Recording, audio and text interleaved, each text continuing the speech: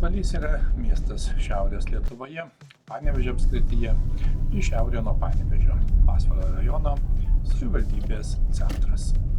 Būtent šiandien mes ir aplankysime šį miestą. Tikrai įdomų, istorinį, įvairų. Išties tai jaukus miestas, garsėjantis savo unikaliomis smegduobėmis, mineraliniu vandeniu ir žinoma turtinga krašto istorija.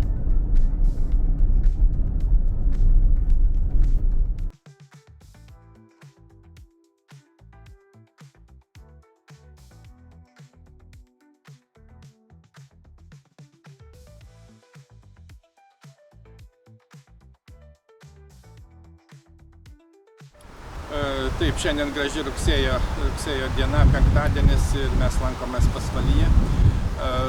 Taip pat tai yra Šiaurės Lietuvos miestas, nutolęs į šiaurę nuo Panevėžio apie 38 km ir yra Mušos Nemunėlio žemumoje. Ir čia į Mušos upę įteka Lėvuo ir Vivesa, dvi upės susikerta, santaka. Tačiau miestas vardą gavo nuo kur kas mažesnės upės, būtent Svalios upės Svalia. Ir pavadinimas, manoma, kilęs nuo šitos upės ir miestas vadinamas Pasvalys prie Svalios upės. Miestas iš tikrųjų istorinis, senas, iš esmės nuo 13 amžiaus. Ir iš tikrųjų įdomus istorinis ir čia yra netoliese taip pat prie šalia upės, Lėvens upės yra miesto centras, urbanistinis paminklas, apžiūrėsime, aplankysime, pasivaikščiosime ir kaip visada papasakosime.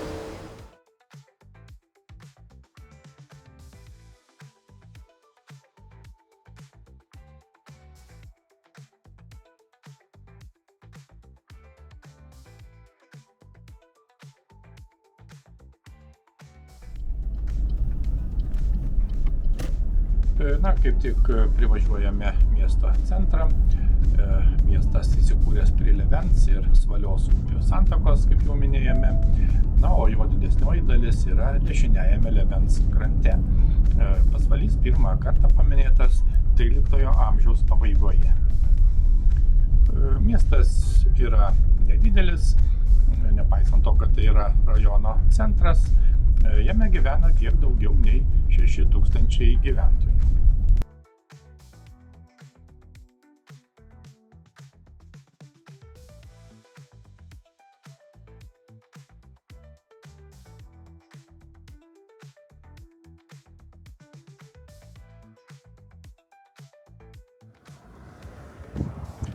Esame iš esmės miesto centre. Čia kaip tik matome paminklą.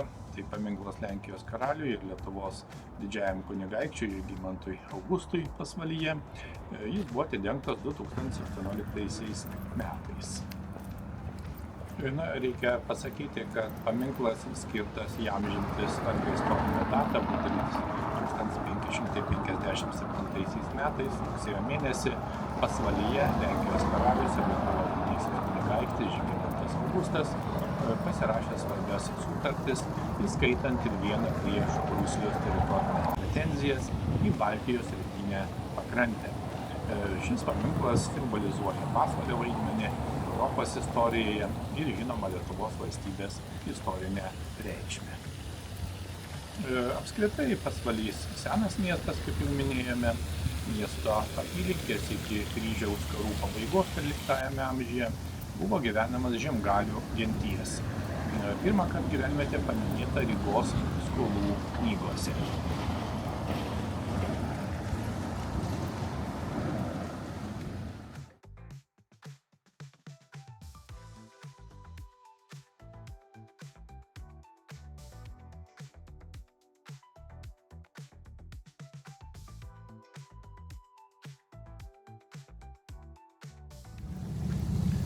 Žinoma, aplankome bažnyčią, tai Pasvalio Švento Jono Krikštytojo bažnyčia.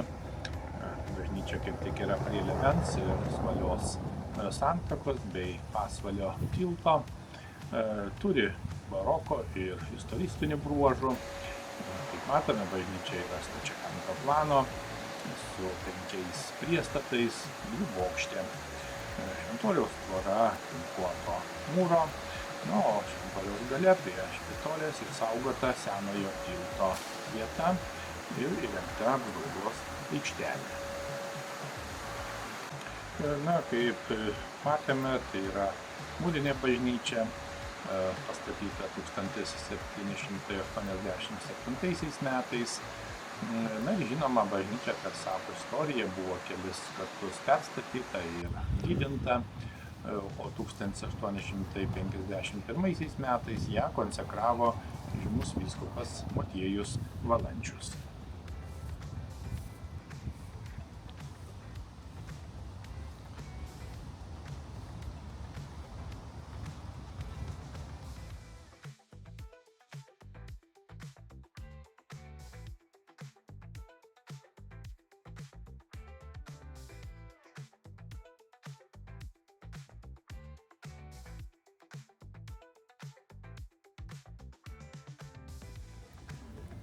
Pasvalio senamiestis turi taip pat ilgą istorinę praeitį, kuris siejama su šio miesto atsiradimu ir augimu nuo 13 amžiaus pabaigos. Miestas pradėjo kurti prie Lėvens ir Svaliaus upės santakos prie svarbaus prekybos kelių į Rygą. 1497 metais Lietuvos didysis kunigaikštis Aleksandras išdavė leidimą statyti bažnyčią ir steigti miestą, suteikdamas jam prekybos ir turgaus teisės. Na, taip pat matome ir paminklą kraštiečiui poetui Brazdžioniui. Paminklas Brazdžioniui Pasvalyje pastatytas prie Svalios ir Lėvens upių santakos. Na ir paminklas vaizduoja poetą stovintį iškeltomis rankomis, tarsi deklamuojantį savo eilėraštį Šaukiu aš tautą. Na ir kurio žodžiai iškalti taip pat ant granitinio postamento. Paminklas buvo atidengtas 2007 metais.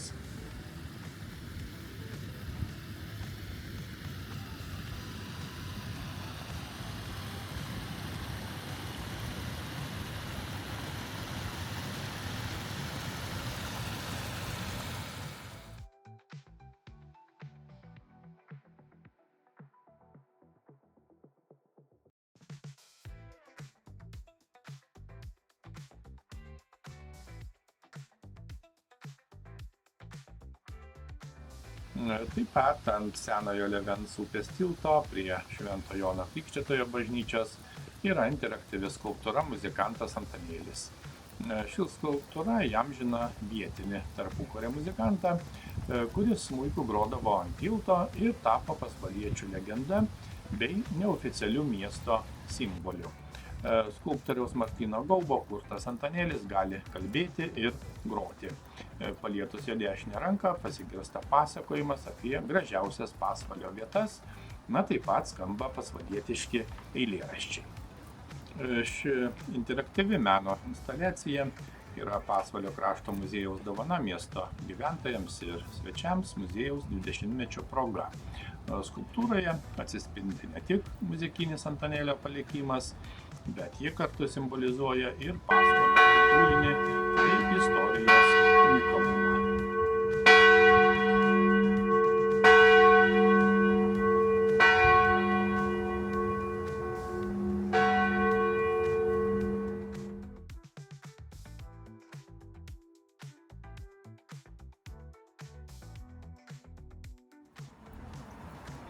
Reikia pasakyti, kad senamiesčio teritorijoje yra išlikę istorinių pastatų ir kultūros paveldo objektų, tokių kaip jau minėta Švento Jono Krikštytojo bažnyčia iš 18 amžiaus, įvairūs mediniai ir mūriniai pastatai, taip pat miestelio gatvių tinklas, kuris per daugiau kaip amžių pokyčius pasiliko panašus į 19 amžiaus vidurio planus.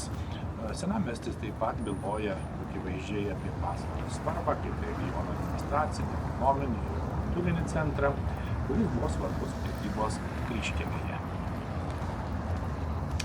Be to, senamiestis dar mena Pasvalio vaidmenį Livonijos karo laikotarpiu ir 1557 metais, kai čia buvo pasirašyta svarbi taikos sutartis, įtvirtinusi miestelio istorinį ir politinį vaidmenį regione.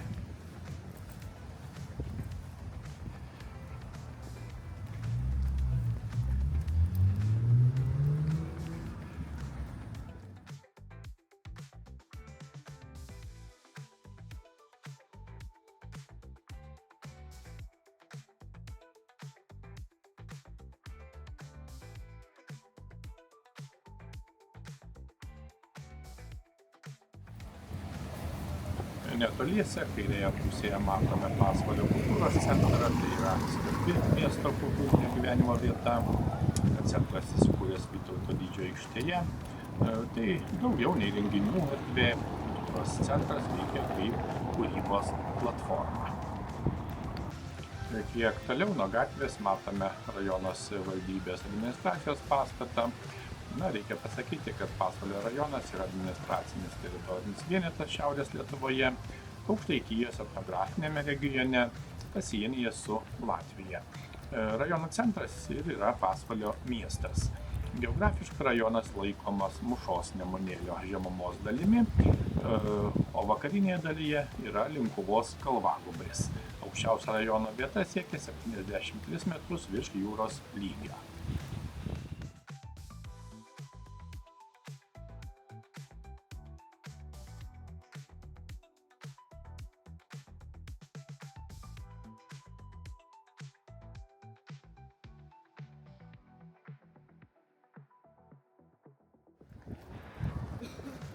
Iki 1842 metų Pasvalys buvo bažnytinė, o po to pasaulietinė valda.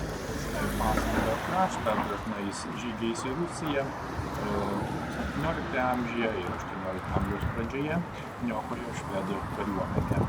Mieste buvo apsistoję Napoleono kariuomenės daliniai. Šio krašto žmonės dalyvavo ir 1863 metų sukilime.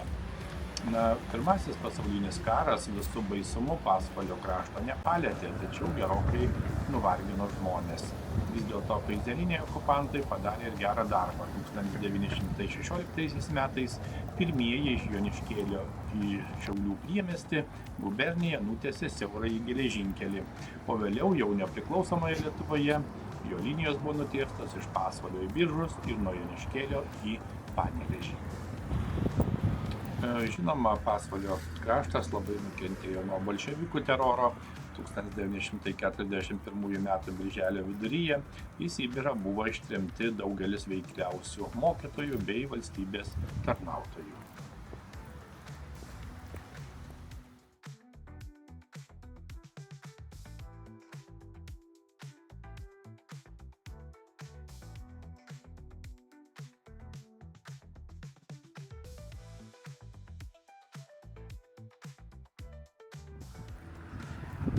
Einame toliau, netoliese yra autobusų stotis, Pasvalio miesto autobusų stotis yra Vilniaus gatvėje, jie aptarnauja tiek vietinio, tiek tarpmiestinio susisiekimo maršrutus. Miesto transporto tinklas apima ne tik tarpmiestinius, bet ir miesto maršrutus, kurie leidžia patogiai keliauti miesto teritorijoje. Pavyzdžiui, autobusai jungia centrinę autobusų stotį su poliklinika ir žinoma kitomis svarbiamis miesto vietomis.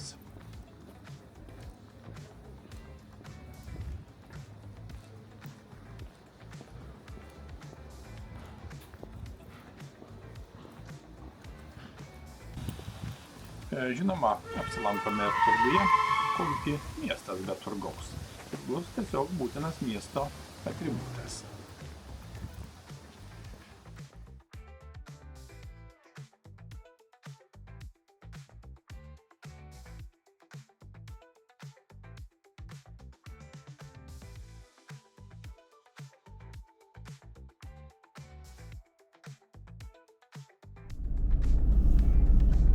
Taip pat kiek toliau nuo centro yra arena ir miesto sporto mokyklos baseinas.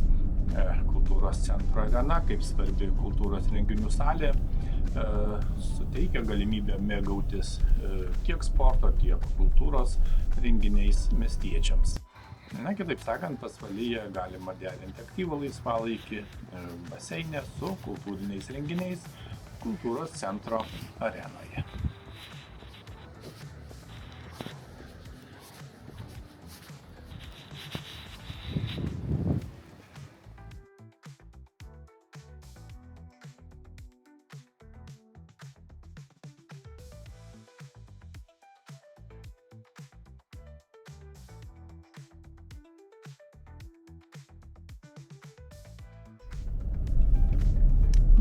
Pasvalio miesto architektūra išsiskiria deriniu tarp istorinių, religinių ir gyvenamųjų pastatų, kurie atspindi miesto raidą nuo 13 amžiaus pabaigos iki 20 amžiaus pradžios.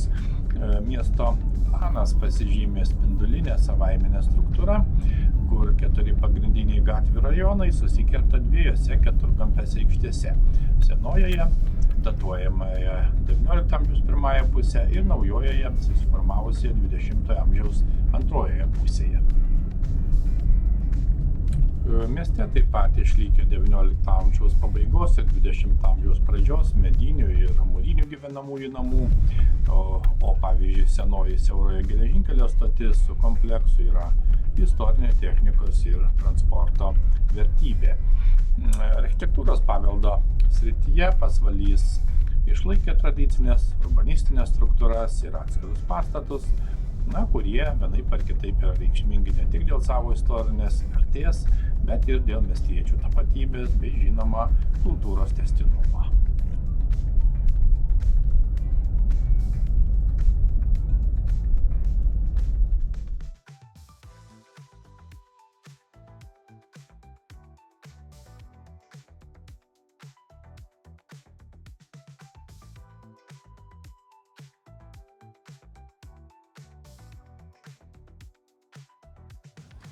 Mieste yra krašto muziejus, kuris buvo įsteigtas 1991-aisiais, tačiau kaip visuomeninis kraštotyros muziejus veikia nuo 1965-ųjų.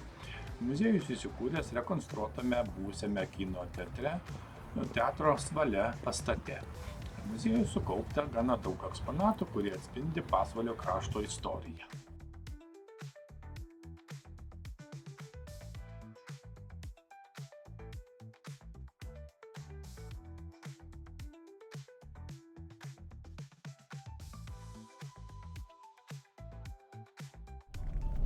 Aplankome Baltijos kelio kryžių slėnį, tai itin svarbi vieta. Galima priminti, kad Baltijos kelio metu ruožų Vilnius, Ukmergė, Panevėžys, Pasvalys, Bauskė, Ryga, Ainažiai, Pernų, Talinas nusidriekė apie 600 km ilgio, daugiau nei 2 milijonų susikibusių rankomis žmonių grandinė. Baltijos kelias yra įrašytas į Gineso rekordų knygą kaip ilgiausia žmonių grandinė. 2009 metais UNESCO įtraukė Baltijos kelią į pasaulio atminties sąrašą. Kryžius slėnyje pradėjo statyti 1989 metais Baltijos kelio akcijos dalyviai, kelių Lietuvos rajono atstovai, taip įprasmindami savo dalyvavimą akcijoje. Baltijos kelią kryžių slėnyje primena iš akmenų sumūrytas aukuras.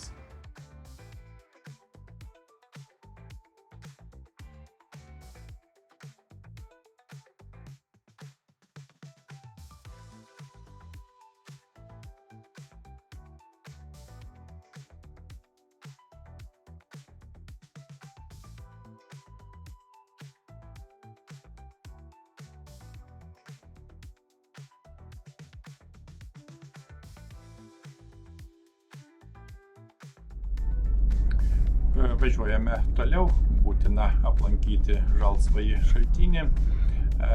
Žalsvasis šaltinis yra giliausias Lietuvos urvas ir valstybės saugomas gamtos paveldo objektas, esantis Pasvalyje, būtent Levens upės kairiajame krante. Jo plotis yra apie 6,5 metro, o gylis siekia apie 20 metrų. Todėl jis įtrauktas į Lietuvos rekordų knygą kaip giliausias urvas šalyje. Šaltinis atsivėrė apie 1960 metus, kai miesto centre prie Levens upės atsivėrė smegduobė. Iš šios smegduobės dugno išteka požeminis vanduo, kurio dugnas ir vandenis yra žalsvo atspalvio, dėl to šaltinis gavo savo vardą. Vanduo neužšalo net žiemą, todėl jo temperatūra pastovi apie 8 laipsnius Celsijaus. Iš šaltinio tekantis vanduo turi specifinį sieros vandenilio kvapą. Be to, kaip matyti, urvas, iš kurio teka šaltinis, baigėsi natūralia akmenų ir uolienų užtvara, po kurios urvas išsišakoja į 2 dalis, vadinamas Saulėtąja ir Enigma. Šaltinis yra itin populiarus tarp pasvaliečių, tiek miesto svečių, ypač pritraukiantis šeimas ir žinoma turistus, dėl unikalios natūralios gamtos ir spalvos.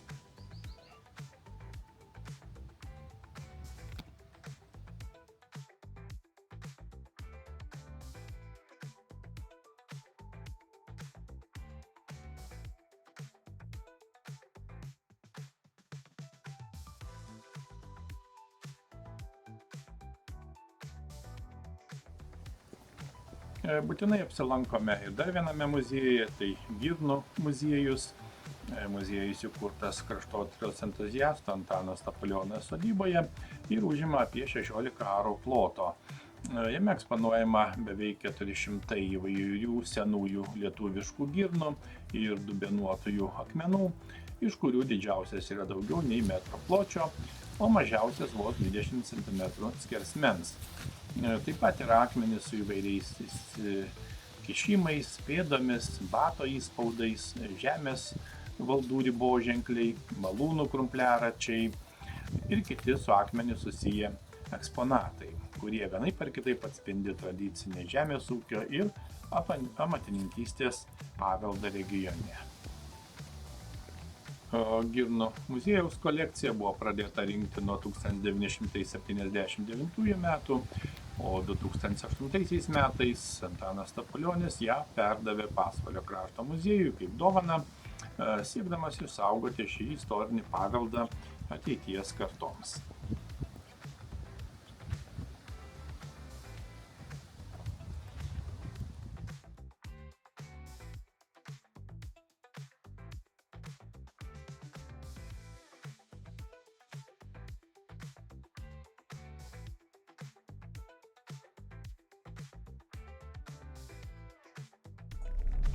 Apžiūrime ir buvusią siaurojo geležinkelio stotį. Kaip jau minėjome, Pasvalio siaurasis geležinkelis arba siaurukas yra istorinė siaurojo pločio geležinkelio linija, kuri buvo nutiesta dar 1916 metais, Pirmojo pasaulinio karo metais vokiečių kariuomenės.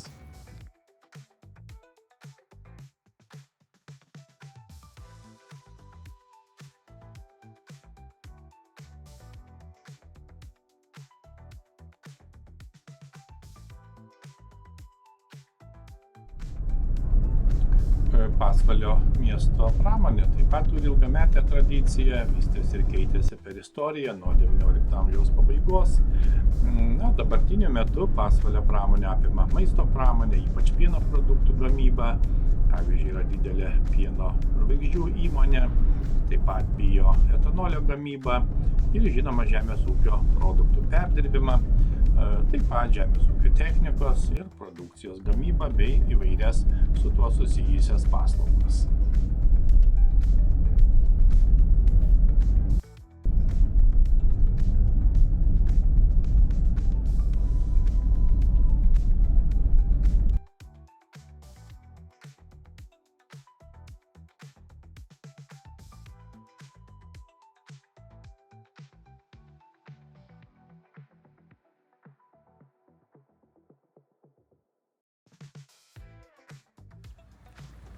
Pasvalio mieste, žinoma, veikia įvairios švietimo įstaigos, turinčios daugiametę istoriją ir svarbų vaidmenį rajono ugdymo sistemoje. Viena iš jų matome Pasvalio Svaliaus progimnaziją, kuri buvo įkurta 1940 metais.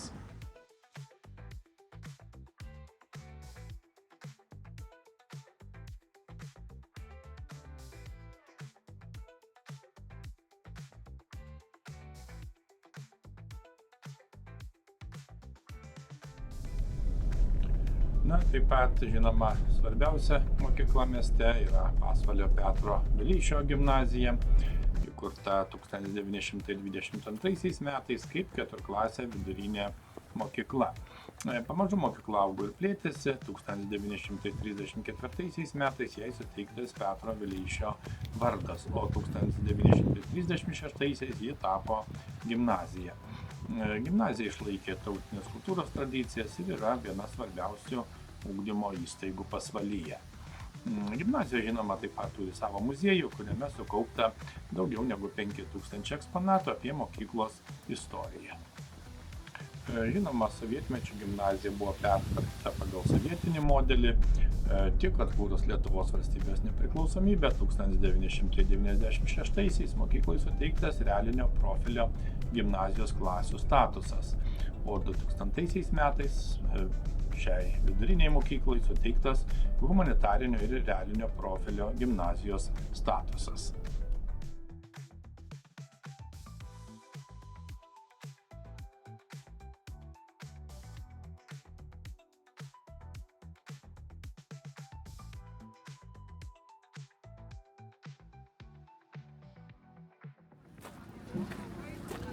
Apsilankome ir Smegduobių parke, būtent čia vyksta ūkio ir derliaus šventė, tikrai įdomiu pavadinimu Rudens sambaris. Išties įdomu, įvairios veiklos, atrakcijos, ir žinoma apsipirkimas.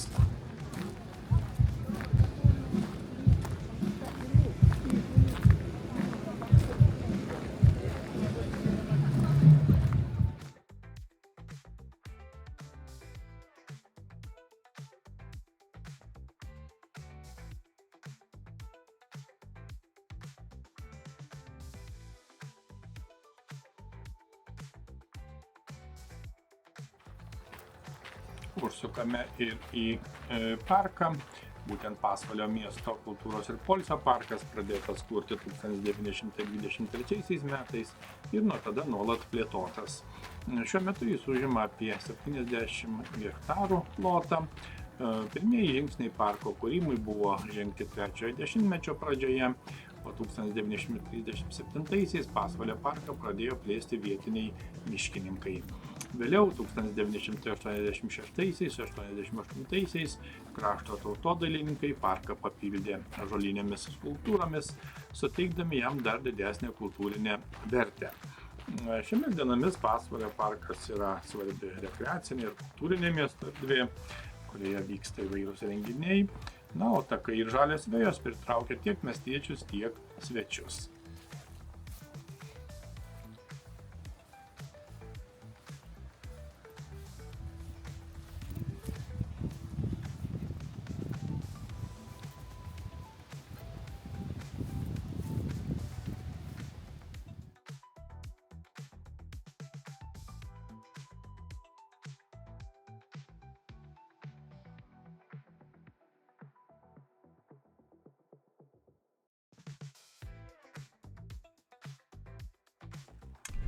Pasvalys išties jaukus šiaurės Lietuvos miestelis, įsikūręs ten, kur susitinka Levens ir Svalios upės.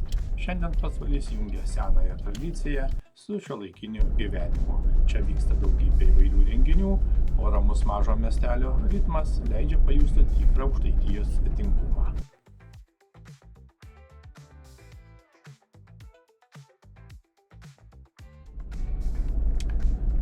Pasvalys išties vilioja keliautojus savo unikaliomis karstinėmis įgriuvomis, mineralinio vandens šaltiniais ir jaukia maža Aukštaitijos miesto atmosfera.